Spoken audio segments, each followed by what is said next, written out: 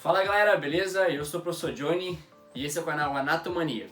E no vídeo de hoje a gente vai aprender um pouquinho mais sobre a estrutura interna de um osso longo, quais o nome dessas estruturas e quais suas funções. Então já deixe seu like, sua inscrição e bora pro vídeo. Então pessoal, quando a gente trata de estudar a estrutura interna de um osso, primeiramente a gente tem que dividir o osso em duas partes, que são as extremidades e o meio do osso. As extremidades, elas vão ganhar um nome, deixa eu circular aqui para vocês, de epífises. Então, o nome correto para as extremidades são epífises. Já o meio do osso, né, a parte central do osso, ganha o nome de diáfise. Diáfise.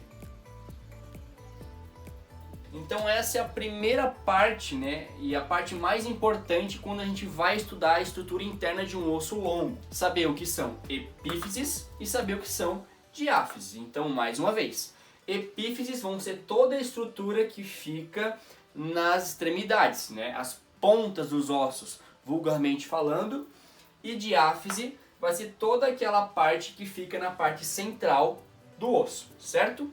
Nas epífises, a primeira estrutura que a gente vai estudar quando a gente se depara com um osso longo é a cartilagem articular, que é esse desenho aqui, ó, essa demonstração de desenho que eu fiz para vocês. A cartilagem articular, ela é muito importante no quesito da articulação, tá?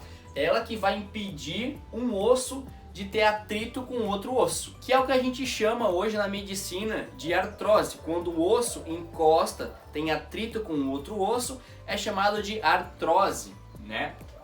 Então o nome dessa estrutura é, deixa eu puxar a setinha para cá, cartilagem articular, né? Cartilagem articular, certo?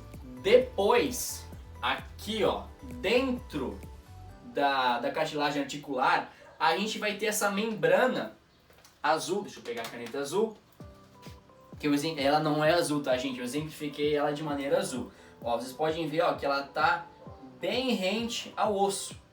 Essa membrana a gente chama de periósteo.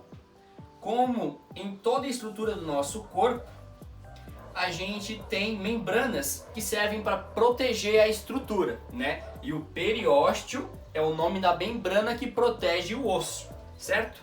Então essa membrana aqui, que eu exemplifiquei de forma azul, mas ela não é azul, a cor natural dela, se vocês forem abrir um cadáver, vocês vão ver que é avermelhada por conta das inervações, tá?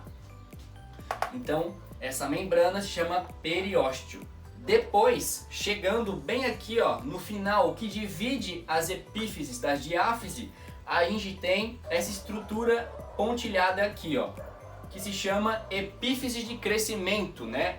Ou cartilagem de crescimento. Vocês podem estar encontrando na literatura diferentes nomes. Eu gosto de chamar de epífise de crescimento, que nada mais é por onde os nossos ossos crescem, tá? Então, o nosso osso como um todo, ele sempre vai crescer pelas extremidades, tá? Então, quando a gente é criança e a gente vai bater um raio-x, se você for reparar um raio-x de uma criança, ele vai estar assim, ó.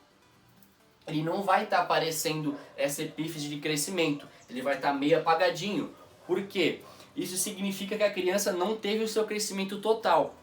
E quando ela ficar adulta, quando ela cessar o crescimento, se ela bater novamente o raio-x, vai apresentar essa incisura que a gente chama de epífise de crescimento. Dentro de um osso longo, a gente tem uma estrutura nas epífises chamada de osso esponjoso. Por que osso esponjoso? Deixa eu já linkar aqui para vocês.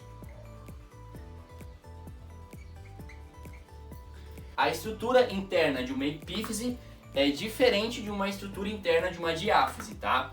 Esse osso esponjoso é um osso que ele é um pouquinho mais flexível, então ele confere mais mobilidade para o osso. As células são mais passadas, porque esse osso aqui que fica nas epífises, ele tem que ser mais molenga, tá? Ele tem que ser mais molenga para conferir mais mobilidade articular. Ele não pode ser todo compacto, diferentemente da diáfise, porque ele tem que se articular, ele tem que ter uma leve flexibilidade. Diferentemente na diáfise, que a gente tem o osso compacto, tá? Então deixa eu linkar aqui para vocês, osso compacto. Então, só revisando mais uma vez para vocês, nas epífises a gente tem osso esponjoso, que é aquele osso mais móvel, né, que tem mais mobilidade, mais flexibilidade. E nas diáfise a gente tem o osso compacto, que sim tem que ser mais duro de fato. Você tem que ter um osso ali mais resistente. Se nossa estrutura óssea fosse toda composta por osso esponjoso, a gente ia parecer uma mola quando a gente anda, tá? Porque a gente não teria essa estabilidade óssea que o osso compacto nos confere, certo? É bem interessante também na diáfise falar que a diáfise ela abriga a nossa medula óssea, tá? Então nos ossos longos, a gente na parte diafisária, a gente abriga a nossa medula óssea.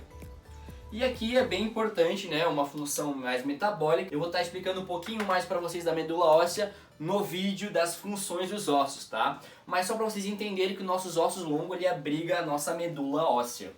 Então, pessoal, seria isso a estrutura interna de um osso longo, né? Então, assim, revisando para vocês fixarem na mente de vocês.